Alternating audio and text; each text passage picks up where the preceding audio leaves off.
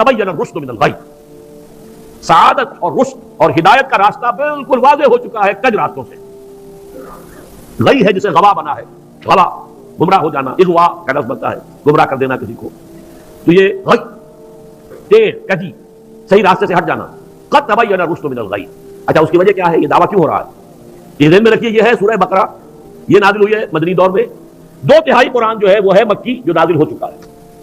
گویا کہ قرآن مجید کی ان صورتوں نے بالکل دودھ کا دودھ پانی کا پانی جدا کر دیا، حق اور باطل میں اب کوئی اشتباہ نہیں رہا، کسی نیک نیت انسان کے لیے تو کوئی اشتباہ نہیں ہے، حق علیحدہ باطل علیحدہ، لیحق الحق ویبطل الباطل، تاکہ حق کا حق ہونا ثابت ہو جائے، باطل کا باطل ہونا ثابت ہو جائے، اور یہ ہو چکا ہے۔ قد تبین الرشد من الغی، ہدایت کا راستہ واضح اور ممیز ہو چکا ہے کجی اور گمراہی کے راستے سے۔ فمن یکفر بالطاغوت ویؤمن باللہ فقد استمسک بالعروۃ الوثقی لا انفصام لها واللہ سمیع علیم۔ تو جو شخص بھی طاغوت کا کفر کرے گا، انکار کرے گا، طاغوت کے خلاف بغاوت کرے گا اور ایمان لائے گا اللہ پر، یہ اہم ترین مقام ہے اس اعتبار سے کہ جیسے میں نے اس سے پہلے بھی دیکھا، لا الہ الا ہو، لا الہ پہلے ہے، الا ہو بعد میں آتا ہے، نفی اس بات، اسی لیے بعض جو ہمارے سلسلے تصوف کے ہیں اس میں ذکر ہوتا ہے لا الہ الا اللہ، اسے نفی اس بات کا ذکر کرتے ہیں، لا الہ الا اللہ، الا پر ضرب لگاتے ہیں قلب کے اوپر، جس سے ایک خاص قسم کی کیفیت پیدا ہوتی ہے، ایک نفسیاتی کیفیت حاصل ہوتی ہے۔ تو پہلے نفی ہے پھر اس بات، وہی ہے پہلے طاغوت کا انکار کرو پھر اللہ پر ایمان لاؤ، تب ایمان معتبر ہے۔ طاغوت کسے کہتے ہیں؟ طغا سے بنا ہے، طغا طغیانی، دریا اپنے حدود کے اندر بہ رہا ہے لیکن اب یہ کہ اس کی باری ادھر چھلک گیا ہے، اپنے حدود سے کناروں سے نکل گیا، اسے کیا کہتے ہیں؟ طغیانی، طغیانی آئی ہوئی طغیانی۔ تو انسان کا اور جنوں کا مقام کیا ہے؟ وما خلقت الجن والانس الا لیعبدون، میں نے نہیں پیدا کیا جنوں اور انسانوں کو مگر اس لیے کہ میری بندگی کریں۔ جو حد بندگی سے تجاوز کرے گا وہ طاغوت ہے، چاہے وہ ایک فرد ہو، کوئی ادارہ ہو، کوئی ریاست ہو۔ میں نے یہ 3 چیزیں گن دی ہیں۔ انفرادی حیثیت سے میں اپنے حد بندگی سے تجاوز کرتا ہوں، اگر زندگی آمد برائے بندگی، زندگی بے بندگی شرمندگی، اگر میں حد بندگی سے تجاوز کر گیا تو میں طاغوت ہوں۔ کوئی ادارہ آپ نے بنایا ایسا جس میں لمیٹیشن نہیں ہے اللہ کے احکام کی، بلکہ اس کے اندر آپ نے اپنی اتھارٹی جو ہے وہ بڑی مطلق رکھی ہوئی، طاغوت ہے۔ ریاست آپ نے قائم کی، حاکمیت عوام کے لیے یا حاکمیت کسی ایک خاندان کے لیے، وہی طاغوت ہے۔ اس کی نفی، اس کا انکار، اس کے خلاف بغاوت کر کے ایمان لاؤ گے تو ایمان معتبر ہے۔ اور اگر طاغوت سے دوستی بھی چل رہی ہے، طاغوت کی چاکری بھی ہو رہی ہے، طاغوت کے ساتھ تعاون، حال یہ ہے کہ حضور فرماتے ہیں من مشى مع فاسق ليقويه فقد اعان على هدم الاسلام، جو شخص کسی فاسق و فاجر انسان کے ساتھ چلے اسے تقویت پہنچانے کے لیے، اس نے اسلام کی عمارت کو جڑوں سے کھودنے میں مدد کی، منہدم کرنے میں مدد کی۔ من مشى صرف چلنا، آپ کسی کے ساتھ چلتے ہیں تاکہ تقویت اسے ہو جائے، لوگوں معلوم یہ بھی ان کے ساتھ ہے۔ من مشى مع فاسق، فاسق کافر بھی نہیں، فاسق ليقويه تاکہ اسے تقویت پہنچائے، فقد آن علی حدم الاسلام، اسلام کی عمارت کو جڑوں سے کھود کر گرانے میں مدد کی۔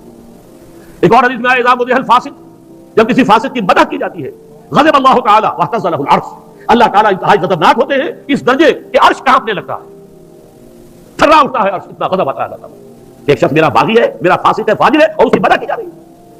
اب اس کی روشنی میں آپ اپنے طرز عمل کا جائزہ لیجیے، لگے ہوئے ہم اسی نظام کی چاکری میں، اسی نظام کو تقویت پہنچانے میں۔ کہاں ہے اللہ کے ساتھ؟ ان سے ہم نے کہاں بغاوت کی؟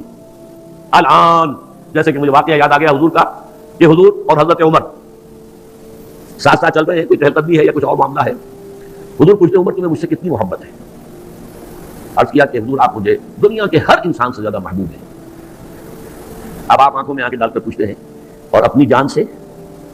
اب یہ تو اندازہ کیجئے کہ یہ سوال کسی ایسے شخص سے نہیں کیا جا سکتا جس سے ذرا بھی بال برابر بھی بہت ہو دل میں، تو خالص وہ بہت ہی مقرب ہوگا، اسی سے یہ بات کہی جائے گی اپنی جان سے۔ تو حضرت عمر نے تھوڑا سا توقف کیا، پھر اس کے ہاں اب میں کہتا ہوں کیا آپ مجھے میری جان سے بھی زیادہ دیجیے، فرمایا الان، اب پہنچے ہو تو اس مقام پر جہاں ہونا چاہیے۔ تو الان والا معاملہ یہ ہے کہ انسان تن من دھن اپنی زندگی ہر شے لگا دے طاغوت کے خاتمے اور حق کے غلبے کے لیے۔ وہ ہے جہاں سے بات شروع ہوئی تھی، لگا دو، کھپا دو، صرف کر دو، یا ایھا الذین آمنوا انفقوا مما رزقناکم من قبل ان یاتی یوم لا بیع فیہ ولا خلۃ ولا شفاعۃ والکافرون هم الظالمون۔ اس روش کو اختیار کرنے سے انکار کرنے والے ہی تو کافر اور ظالم اور مشرک ہیں۔ تو اپنے ایمان کو آپ تول لیجیے کہاں کھڑے ہیں، طاغوت کے ساتھ آپ کی روش کیا ہے۔ بہرحال من یکفر بالطاغوت ویؤمن باللہ فقد استمسک بالعروۃ الوثقی، جس نے کہ طاغوت کا کفر کیا، طاغوت سے بغاوت کی اور اللہ پر ایمان لایا، اس نے مضبوط کنڈے کو پکڑ لیا ہے۔ یہ جو نقشہ ہے یہاں پر، اس کو تمثیل سے سمجھ لیجیے۔ سمندری جہاز پہ فرض کیجیے کچھ عرصے پر کھڑا ہوا ہے، کوئی ہچکولا ایسا آیا گر گیا سمندر میں، اور آپ کو معلوم ہے کہ اس کے ساتھ کنڈے لگے ہوتے ہیں۔ اگر کوئی کنڈا اس کے ہاتھ میں آ جائے، فرض تیرنا ویرنا نہیں جانتا غریب، کنڈا ہاتھ میں اگر آ گیا تو وہ کنڈا کبھی نہیں چھوڑے گا، اس لیے کہ اس کنڈے کے ساتھ اس کی جان وابستہ ہے۔ بلکہ میں کہا کرتا ہوں کہ اگر کوئی شارک مچھلی آ کر اس کی ٹانگ کاٹ کے لے جائے تو وہ کہے گا جائے، لیکن یہ کہ میں اس کنڈے کو نہیں چھوڑوں گا، اس لیے کہ یہ کنڈا ہے کہ جس کے ساتھ میری اب جان وابستہ ہے۔ اسی طریقے سے گویا کہ انسان اپنی حفاظت اور تحفظ کے لیے وَمَن يَكْفُرْ بِالطَّاغُوتِ وَيُؤْمِن بِاللَّهِ فَقَدِ اسْتَمْسَكَ بِالْعُرْوَةِ الْوُثْقَىٰ، اس کا ہاتھ اس مضبوط کنڈے پر آ گیا کہ جس کے بعد اس کی گمراہی نہیں ہے۔ لَن انفصام لَهَا، جیسے کنڈا مضبوط ہے، وہ اپنی جگہ سے نکلنے والا نہیں ہے، وہ ہٹنے والا نہیں ہے، جگہ چھوڑنے والا نہیں ہے، ٹوٹنے والا نہیں ہے۔ لَن انفصام لَهَا، ایسا کنڈا اس پر اس کا ہاتھ آ گیا ہے۔ واللہ سمیع علیم، اللہ تعالیٰ سب کچھ سننے والا، سب کچھ جاننے والا ہے۔ یہ سمیع علیم تنوین کے ساتھ یہ صفات ہے۔ السمیع ہوتا تو اللہ کا نام ہو جاتا، العلیم ہوتا تو اللہ کا نام ہو جاتا۔ اللہ ولی الذین آمنوا یخرجہم من الظلمات الی النور۔ دیکھیے ترک موالات کی میں نے بات کی تھی نا، اب یہاں ولایت آ گئی۔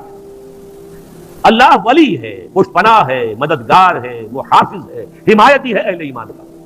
یعنی یہ جو کشاکش ہوگی اب حق و باطل کے مابین، طاغوت کے خلاف تمہیں جہاد کرنا ہے، کفر کرنا ہے، احقاق حق ابطال باطل کی جدوجہد کرنی ہے، تو تمہیں کسی کا سہارا درکار ہے، اللہ کا سہارا، اللہ کی مدد۔ جیسے حضور سے بھی کہا گیا فاصبر وما صبرک الا باللہ، اے نبی صبر کیجئے اور آپ کا صبر تو اللہ ہی کے سہارے پر قائم ہے، قوت تو آپ کو اللہ سے ملتی ہے۔ مسلمانوں سے کہا گیا واستعینوا بالصبر والصلاۃ، مدد حاصل کرو صبر سے بھی اور نماز سے۔ تو اسی طرح فرمایا اللہ کی مدد شامل حال رہے گی۔ اللہ ولی الذین آمنوا، اللہ ولی ہے اہل ایمان کا۔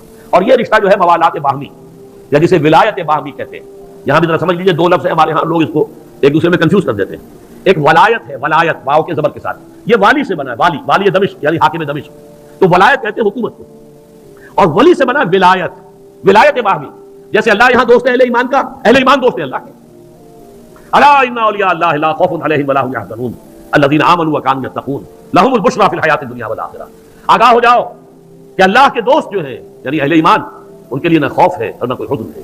اور یہ کون ہے؟ یہ ولی کوئی علیحدہ نوع نہیں ہے، کوئی اسپیشیز علیحدہ نہیں، انسانوں ہی میں سے ہوتے ہیں، ان کے سروں پر کوئی سینگ نہیں ہوتے، عام انسان ہوتے ہیں۔